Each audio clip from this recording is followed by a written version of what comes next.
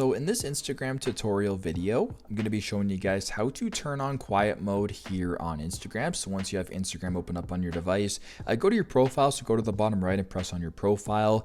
Then go to the top right and press on these three horizontal lines. There you go. Now press on where it says settings and privacy.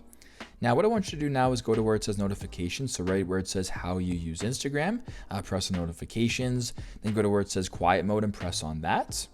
Then once you're here, if you want to turn on quiet mode, simply just press on quiet mode right here. And there you go. You can now turn it automatically from whatever time you want if you choose to. But if you want to turn it back off, simply just press the exact same thing to turn it off. And then I'm going to go ahead and turn off quiet mode. So that is how you guys can turn on or turn off quiet mode here on Instagram. I hope this video helps.